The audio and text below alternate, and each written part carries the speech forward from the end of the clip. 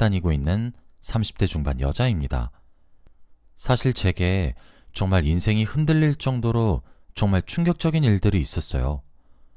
그 일들로 인해 제가 너무 커다란 정신적인 충격을 받게 되어서 일상생활조차 힘들었어요.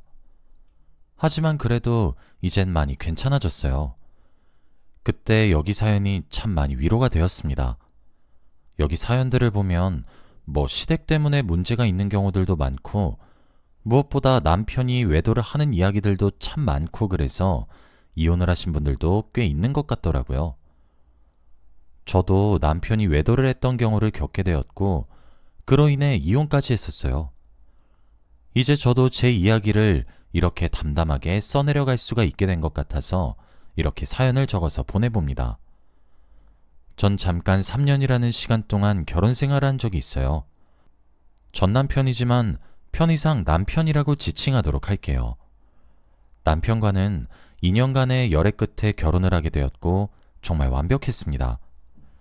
시댁에서는 제가 정말 조금이라도 다를까 걱정하시면서 정말 아껴주셨어요.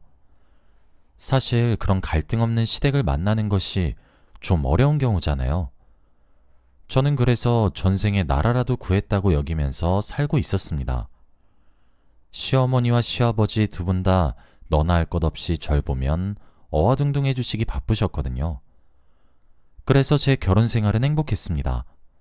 너무 좋았고 매일매일 꿈 같았어요. 남편은 한없이 다정했고 절 위해주는 사람이었고 시댁에서 이쁨 받고 아무런 문제가 정말 단 하나도 없었어요. 저랑 남편은 정말 모든 것이 다 잘 맞는 완벽한 커플이었거든요. 식성부터 시작해서 좋아하는 영화부터 색깔, 취향 이런 것들이 정말 쌍둥이 마냥 똑같이 잘 맞았어요. 그런데 딱 하나 안 맞는 것이 있었습니다. 그건 바로 취미생활이었어요. 저는 꼼지락거리면서 집에서 할 수 있는 취미생활을 좋아했어요. 예를 들면 베이킹을 하며 빵을 만들거나 컴퓨터 게임을 하거나 그것도 아니라면 퍼즐이나 레고 만들기 이런 것들을 말이에요. 하지만 남편은 저와는 무조건 정반대되는 것들이 취미생활이었어요. 남편에게 제가 하는 취미생활은 너무 정적인 것들이었던 거죠. 레저 스포츠를 타러 가기도 하고 캠핑을 가기도 하고 사이클 타기, 등산하러 가기 이런 것들을 하더라고요. 전 바깥에서 취미생활을 해도 낚시가 제일 재미있었거든요. 남편과는 정말 모든 것이 다 잘 맞았지만 이렇게 취미생활에 대해서만큼은 반대여도 너무 반대였어요. 하지만 그렇다고 해서 노력을 하지 않은 것은 아니었어요. 남편도 집에 머물면서 제 취미생활을 함께 했고 저도 남편의 취미생활을 따라다녔어요. 그런데 남편은 저와 함께 취미생활을 하면 막 좀이 쑤시는 듯한 느낌이었고 저는 남편의 취미생활을 함께 하면 무조건 그날 밤부터 몸살이 나더군요. 우린 합의를 했어요. 나머지 부분의 모든 것을 함께 할 수 있으니까 서로 취미생활만큼은 존중하자고 말이에요. 그래서 격주마다 취미생활을 하기로 약속했죠. 남편은 아무래도 활동적인 것들이 취미였다 보니 동호회에 가입을 해야 했어요. 그 중에서 사이클을 무척이나 좋아했거든요. 그도 그럴 것이 혼자서 그런 취미를 하다가 정말 사고가 날 수도 있는 노릇이고 단체로 행동을 하면 그런 경우의 수도 많이 줄어들 테니까요. 하지만 동호회에 남편 혼자 보내는 것도 그렇게 썩 달갑진 않았어요. 그럼에도 선택지가 사실 없긴 하더군요. 저는 남편을 무척이나 사랑했기 때문에 남편을 믿었습니다. 남편은 그런 제게 무척이나 고마워했고 동호회에 가입했어요. 그리고 동호회에 들고 난 이후 동호회에 저를 데리고 가기도 했어요. 실제로 동호회에 제가 아내라고 얘기도 할 수 있게 되고 하니까 불안감이 정말 대부분 다 사라지더라고요. 그렇게 지내던 어느 날이었어요. 언제부터인지는 잘 모르겠지만 어느 순간부터 남편의 행동이 조금 수상하더라고요. 제가 동호회에 같이 가자고 하면 남편은 뛸 듯이 기뻐했던 사람인데 어영부영 얼머부리며 넘어가질 않나, 눈을 피하면서 말을 돌리질 않나. 그래서 설마 싶어서 기회를 보다가 남편이 씻으러 간 찰나의 순간을 기회 삼아 남편의 휴대폰을 뒤졌는데 세상에 비밀번호까지 걸어놨더군요. 원래 휴대폰 잠금을 하는 사람이 아니었거든요. 진짜 왠지 모를 배신감과 설마 싶은 불안감이 절 덮쳤어요. 저는 그렇게 남편의 외도를 확신했습니다. 남편이 씻고 나왔고 저는 그런 남편을 보고 펑펑 울었습니다. 남편은 헐레벌떡 달려와서 왜 우냐고 절 살살 달래더라고요. 저는 울면서 남편한테 쏘아붙였어요. 당신 바람 펴? 왜 휴대폰에 안 하던 비밀번호를 걸질 않나? 지금 뭐 하는 거야? 당신 이러라고 내가 동호회 보내고 그러는 줄 알아? 하면서 화를 내듯 울음을 토해냈어요. 그런데 남편은 벼랑간 웃더니 절 꼭 안아주며 오해라고 하더라고요. 어디 한번 씹으려 보라는 듯 남편을 노려보니 남편도 그제서야 심각함을 인지했는지 제게 모든 사실을 이실직고 하더군요. 사실 동호회에 들고 난 뒤 남편의 SNS로 남편의 사촌 여동생이 연락해 왔답니다. 즉 저희 시어머니의 여동생의 딸이 말이죠. 알고 보니 사촌 여동생도 남편처럼 사이클을 타는 것이 취미인데 취업을 경기권으로 하면서 고향을 떠나게 되었고 저희 지역으로 이사 오면서 새로운 동호회를 구하고 있었다더군요. 그러던 와중 남편의 SNS를 보고 그냥 이왕 이렇게 된 거 사촌 오빠인 남편의 동호회에 들어야겠다 싶어서 연락을 해왔다고 하더라고요. 그래서 제가 왜 말을 안 했냐고, 왜 숨겼냐고 꼬치꼬치 캐물으니까 제가 이렇게 행동할까봐 안 했다고 하더라고요. 사실 제가 질투심이 조금 많은 편이긴 하거든요. 그런데 제가 체력이 딸려 함께하지 못하는데 사촌 여동생이랑 자주 만나서 한다고 하면 제가 많이 서운해할 것 같아서 나중에 봐서 이야기를 해주려고 했었다고 미안하다고 하더라고요. 그러면서 사촌 여동생한테 전화를 걸어서 확인 전화도 시켜주는데 저희 결혼식에 참석한 그 사람이 맞더라고요. 괜히 머쓱해졌고 외도했다고 착각해서 괜시리 많이 미안해졌습니다. 남편은 숨겨서 미안하다고 했고 카카오톡 채팅방도 보여주면서 진짜 그런 거 아니라고 2번, 3번 확인시켜줬고 진심으로 사과하더라고요. 저도 카카오톡 채팅방을 하나씩 들여다보면서 일일이 확인하지는 않았지만 남편의 태도를 보아 믿었어요. 저는 제가 아무리 질투가 많아도 가족을 질투하겠냐고 다음부터 숨기지 말라고 신신당부했고 우린 화해했죠. 남편은 그 이후로 격주로 가기로 한 동호회 약속을 여자인 사촌 여동생이 혼자 있을 생각하면 걱정이 된다며 조금씩 취미생활의 시간을 더욱 쏟아붓기 시작했어요. 솔직히 서운하긴 하더라고요. 원래 격주마다 가기로 하고 남은 시간은 저와 함께 보내기로 했으면서 점점 평일 저녁에도 가볍게 라이딩하고 오겠다고 하며 나가질 않나. 격주였다가 온갖 핑계를 대며 점차 매주 나가기 시작하질 않나. 진짜 서운했어요. 하지만 제가 가족에게 그러겠냐고 내뱉은 말도 있고 저렇게 좋아하는데 제가 하지 말라고 막는 것도 너무 찌질해 보여서 쿨한 척 보내줬습니다. 그런데 그렇게 보내줄 버릇하니 사람을 무슨 인내심 테스트하는 것도 아니고 조금씩 더하기 시작했죠. 화를 내기엔 애매했고 그렇다고 모른 척하기엔 짜증나는 나날들의 연속이었습니다. 그렇다고 남편이 가정에 소홀하냐 물으면 그것도 아니에요. 제가 그렇게 남편의 편의를 봐주니까 집안일도 남편이 전부 도맡아서 하고 사랑 표현도 하고 솔직히 부부관계는 무척이나 좋았습니다. 그래서 제지를 언제쯤 해야 하나 눈치 싸움을 하고 있었어요. 그런데 어느 날 동호회 언니 하나로부터 점심을 같이 먹자는 연락이 왔더군요. 반갑기도 해서 토요일 점심에 만나기로 했고 그렇게 약속을 잡았습니다. 약속날이 다가왔고 남편은 동호회로, 전 동호회에서 친하게 지냈던 언니를 만나러 갔어요. 한참 수다를 떨고 맛있는 밥과 커피도 한잔했죠. 근데 언니가 참 어렵게 입을 떼더군요. 민정아, 사실 할 말 있어서 불렀어. 이런 일에 끼는 것은 아니라고 생각하고 있거든. 그래서 참 말을 해야 하는 건지 맞는지 아닌 것이 맞는지 잘 모르겠더라고.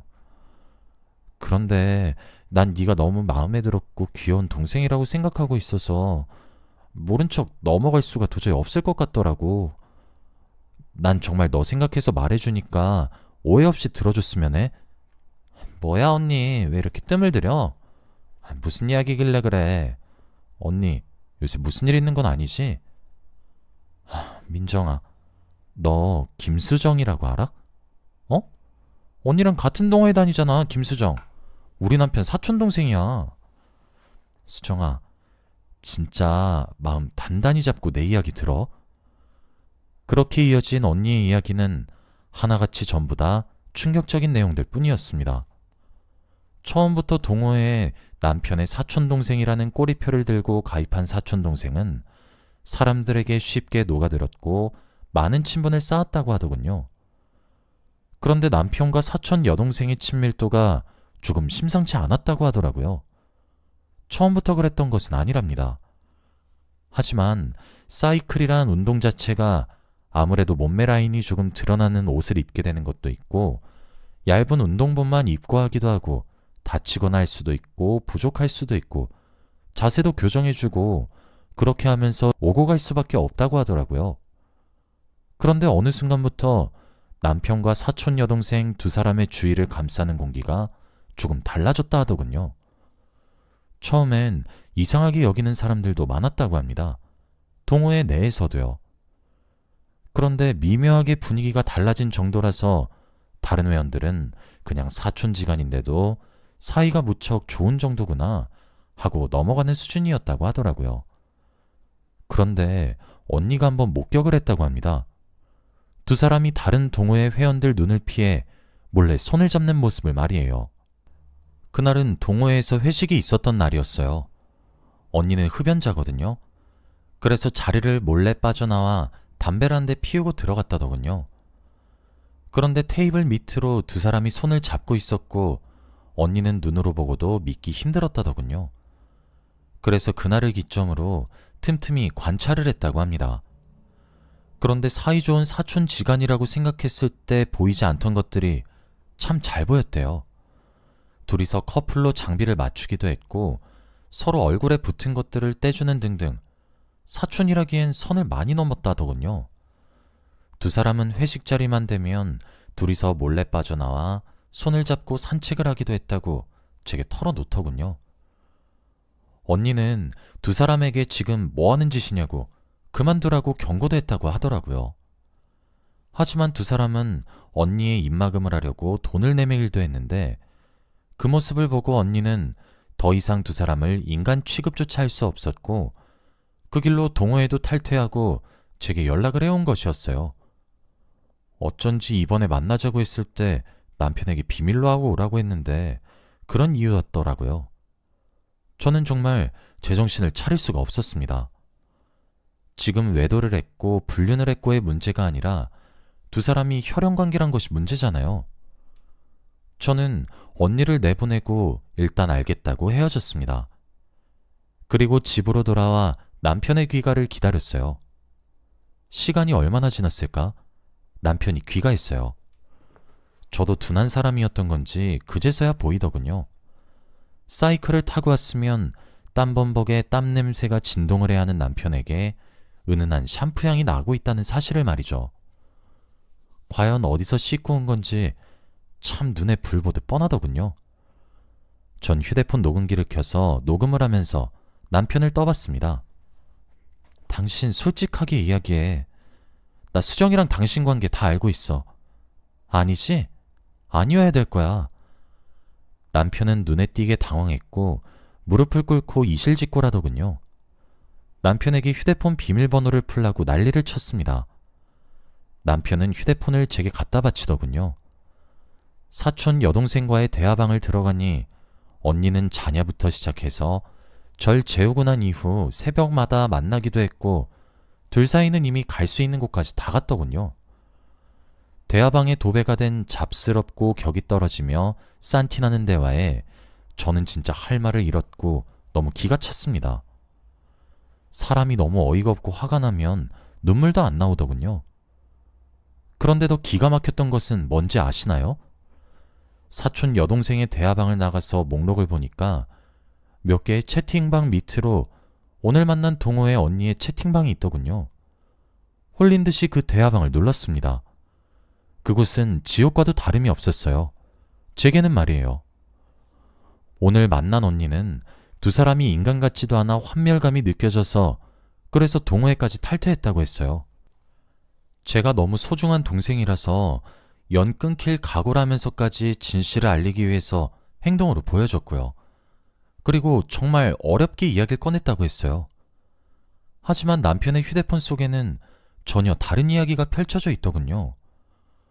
언니는 남편에게 자신만 만나는 것이 아니냐고 날 두고 바람을 피고 있냐고 따졌고 남편은 그런 언니에게 이제 그만하자고 헤어짐을 고하고 있더군요. 진짜 어이가 없어서. 남편은 제가 사촌 여동생과의 대화만 보는 줄 알았나 보더군요. 너 언니랑도 바람 폈니? 제 말 한마디에 정말 머리를 바닥에 꿍꿍 갖다 쳐박으면서 잘못했다고 우는데 어쩜 그렇게 아무렇지도 않은 얼굴로 자기 불륜녀들을 제게 소개시키는 것도 모자라 사촌 여동생과도 그딴 더러운 관계를 맺냐고요. 휴대폰 비밀번호를 말하라고 했어요. 남편은 끝까지 말을 안 하겠다고 버티더군요. 지금 시댁 가서 뒤엎어버리기 전에 말을 하라고 더 심각하게 상황을 이끌어가지 말라고 협박하니 마지못해 비밀번호를 털어놓더군요. 집에서 나가라고 했어요. 꼴도 보기 싫으니까 당장 나가라고요. 안 나가고 또 버티더군요. 또 시댁을 들먹거리니 비 맞은 강아지 마냥 쳐나가는데 그 꼴이 측은해 보일 거라 생각했나 봅니다. 역겨웠는데 말이에요. 남편을 쫓아내고 현관 비밀번호부터 바꾸고 마음 놓고 엉엉 울었습니다. 남편의 휴대폰을 열어보니 외도한 여자가 사촌 여동생과 그 언니를 포함해 5명이나 되더군요. 그것도 같은 동아리 내에서 말이에요. 저는 오늘 만났던 언니에게 전화를 걸었어요. 언니는 기다렸다는 듯이 전화를 받으며 남편이 뭐래? 내 말이 맞지? 하더군요. 언니 우리 남편이랑 불륜하다가 남편이 헤어지자 그래서 나한테 진실 알려준 거였어? 언니는 아무런 대꾸도 하지 않았고 그 길로 전화를 끊었습니다. 다시 걸어도 전화를 받지 않더군요. 전 남편의 휴대폰을 컴퓨터랑 연결해 대화 내용을 백업시켰고 프린트를 했어요. 마지막으로 남편의 사진첩에 들어가니 참 화려하더군요.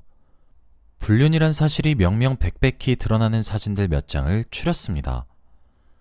5 여자의 외설스러운 모습들이 담긴 사진들 중 가장 건전한 것들을 추렸죠. 그때가 새벽 4시였어요.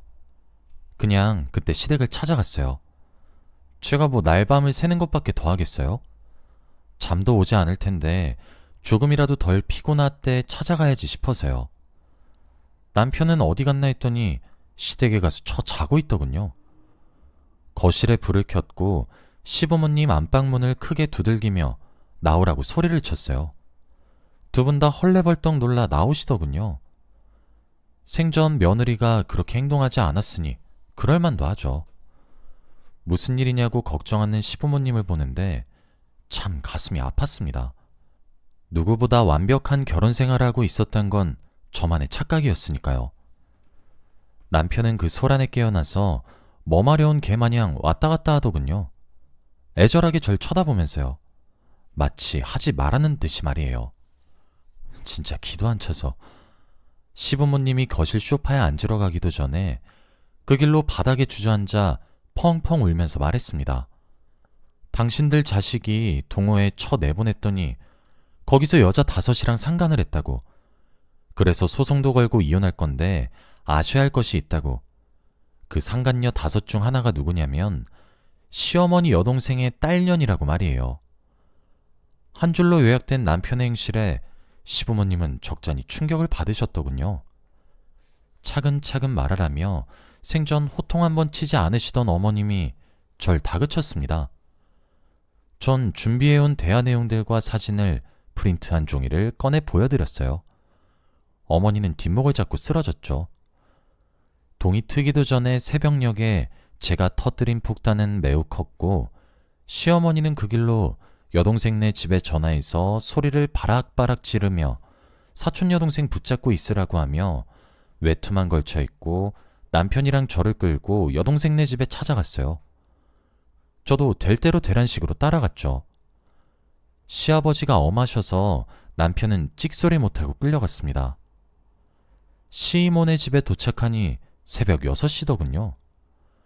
시이모님은 영문도 모른 채 눈을 꿈뻑꿈뻑 뜨며 무슨 일이냐 물었고 시어머니는 사촌동생의 행방을 물었어요. 그년이 뭐라고 있었는지 아세요? 누워서 쿨쿨 자고 있었습니다. 시어머님은 사촌 여동생의 방문을 열고 들이닥쳐 자고 있는 사촌동생의 머리채를 잡고 흔들었어요. 시이모님은 놀래서 그런 시어머님을 말렸죠.